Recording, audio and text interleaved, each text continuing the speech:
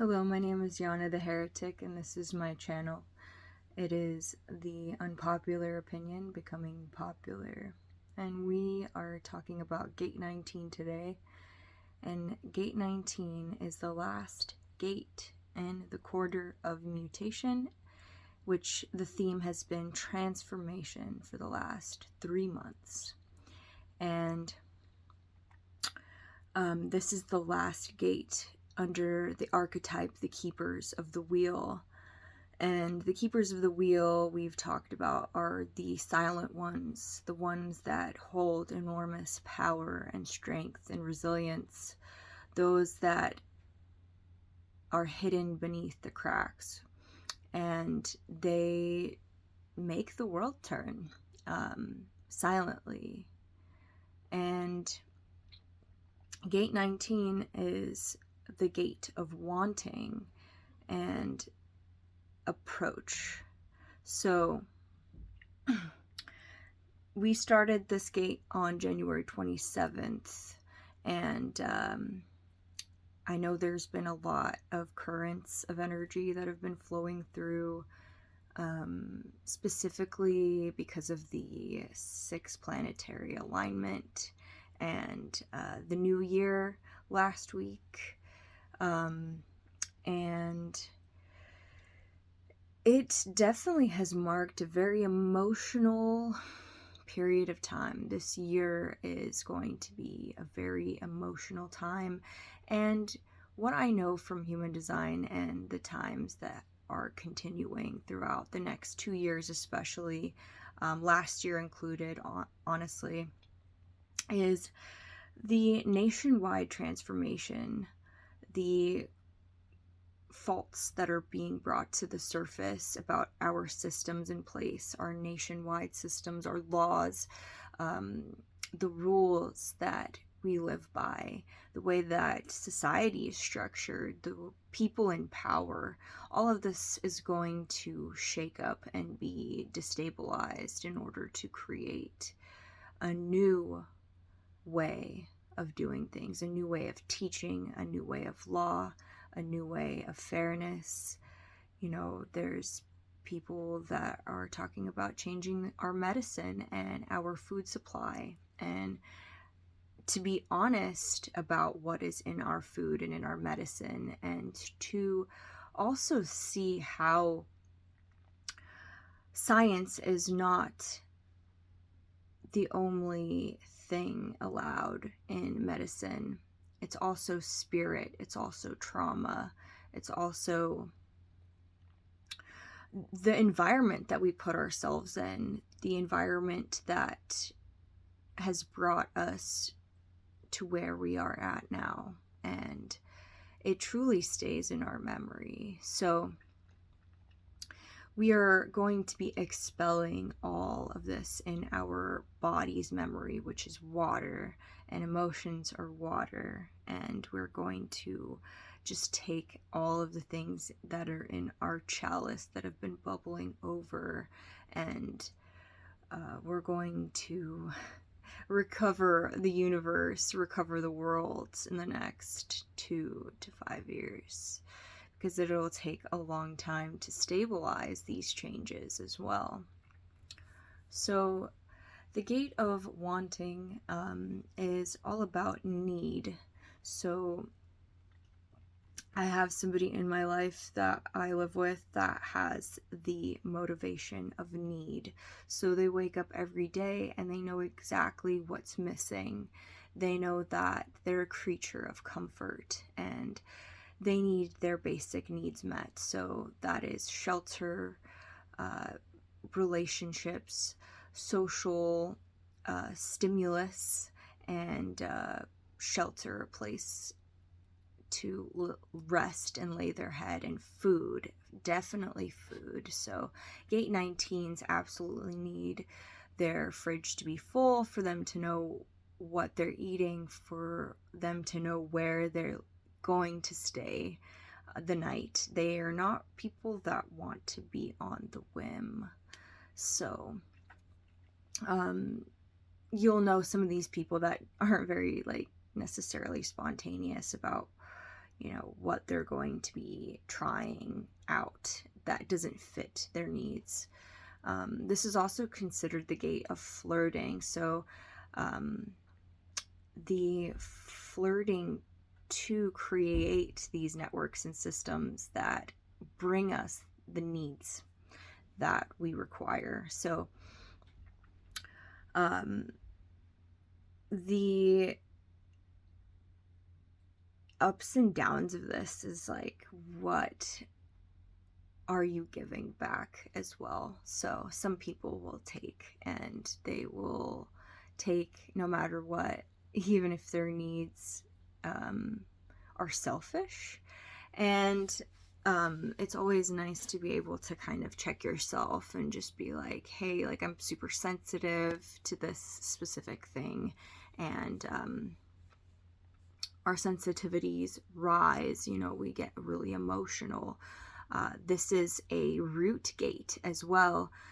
We've been seeing a lot of root gates, which is our fuel house. It's our main fuel house at the very bottom of our chart, and it holds our energy source, and it's reaching towards the emotional center, the solar plexus, and it is reaching out towards the 49, and it's attempting to pressure you. The root is a pressure center, so because of all that fuel, you feel like you have to do and achieve a lot. So when it comes from the gate 19 lens, you have to get what you need, absolutely, no matter what. And you are emotional about it because it's a sensitivity. When you don't have what you need, you get very frustrated, and you feel a lot of pressure and sorrow, even sometimes, when you don't get those things met. It's also the fear. There's fear behind it. Like, you don't want to grow old alone. You don't want to have a lack of community or people that aren't around you. It's scary when you don't have something to rely on. You don't have a network that brings you those things that you absolutely need for nourishment. It's a good thing. It's not so much it's a tribal gate, so it's all about the tribe, but it's not super personal, I wouldn't say. So it's more about, hey, like, this is what I have to share, this is what I need, could you do that for me? Could you bring this for me? So just like an animal, an animal approaches its needs, it approaches humans pretty rarely now, but usually when something is in distress, like a being is in distress, they will come and they will approach. That's where that approach comes from, is being able to break through the social circle in order to see what there is to offer. So, and the kinder you are and the more sacred this transference is, like, you appreciate what you've been given, you appreciate the value of your needs being met, the more and more your community is thriving because you're all fulfilling each other's needs somehow. You get the groceries, you clean the house, you watch the kids, whatever it is. It's all homeostasis, a synthesis of structure in that root center. So the more people you have in your life that you exchange the sacredness with, the more you'll have people to take care of you when you're in grief, when you are old. And that is the beauty of Gate 19, is being able to achieve those things. We do have the 49 matching up with the 19. just on the 29th, and that is the bride and groom energy. So you might find yourself being social in a new way. This also marks the end. So the end of a cycle. So last week we had Gate 41, which was all about the new year, and this is actually the real period, at the end of the sentence where you're like, yeah, that cycle is gone. Everything that I've worked towards that, didn't get fulfilled. It's all of those things that you're shedding that doesn't work, and you tried it out, and and now it's time for a whole new cycle, a whole new year. What does that look like? Can you take your sensitivities and try to balance them in order to reach your goals? What fits into your schedule when you do have these specific needs, like routine, basically? Like, how does your workflow get easier? What is the schedule you need day to day in order to make this easier for you to reach your next goal in this cycle? So working out, in the morning at 9, you might find yourself thinking about this, like, okay, what actually works to reach my goals? And take your time, and just needs are very important. So be able to take your time and kind of lay this down this week. What is it that you really want? What is it that you desire?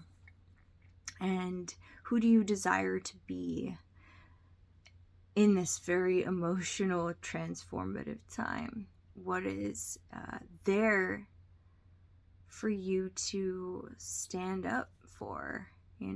What do you want to see in this world? Those are like the more broader, like higher aspects, is thinking outside of your own needs. But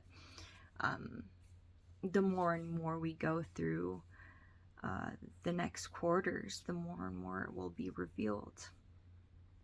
So the bride and groom energy is the exchange between the masculine and the feminine, and to be able to balance that, to be able to understand where the border of both are. So, and also people may find that their social interactions, especially on the 29th of January, that they might have that appeal with somebody where you feel like, wow, like your needs are being met in such a potent way.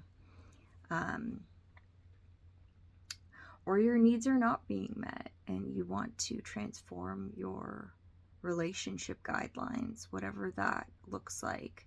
It was definitely that way for me. So the blank slate has definitely come through this week for me, and what I need to do to meet my needs is very like in my face. So yeah. Let's see, we got some questions for the week, and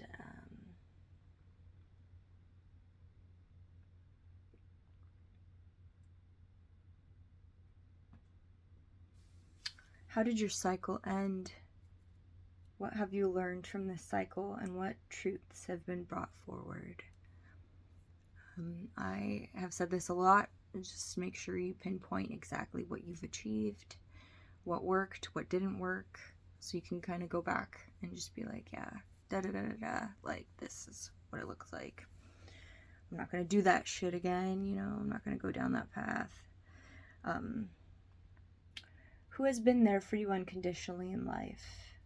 How can the perfect balance achieve stronger relationships? So the balance between emotions, the balance between energy exerted, like How much are you like making your partner food or tidying up or driving even, you know? Just assess whether or not that's an equal transference. What are your sensitivities? How do you avoid them or work with them in your day-to-day? Do they stop you from living or keep you on edge? So just on the edge to keep them going constantly. Write about the emotions you've experienced most in 2024. Set an intention for your 2025 and get emotional about what you absolutely cannot and will not relive any longer. Ask for the answers in writing. So, like anything, an exalted state is where you get your answers. Anytime you get fucking mad, anytime you get sad and you're just like asking like, why the fuck is this happening? And you're just beating your like hand into the ground. You're just like making sounds, you know, and you're just like, fuck dude, like what the hell? You know, I don't want to do this again. I don't want to do this again. Those moments are your truth, you know, and they are meant to occur, especially anger, you know, and the reason why a lot of us are ill is because we avoid emotions that are exalted, which is anger. And I say be angry. I say throw some punches, punch your bed, punch your pillow, like just get your energy out, you know, and just tell yourself this absolutely will not happen to me again. And therefore, you'll know exactly the cycle. It'll almost fall into place for you because you're just like, fuck this, you know? Fuck you and fuck you, fuck you. So definitely take the time to do that. Up next, we have the quarter of initiation. So we have passed the quarter of relationships, we have passed the quarter of mutation, and now we're back full circle and we're going to initiate ourselves. And this is all about the mind, and it is all about the way we think and our neurological networks in our limbic system that we have programmed, you know, with all of the things that we've crammed and jammed in there in our memory. And we're going to unravel those in order to think, to have ideas that are clear and discerning. That will be all for Gate 19 today, and I wish you a lovely time writing and evolving. Thank you.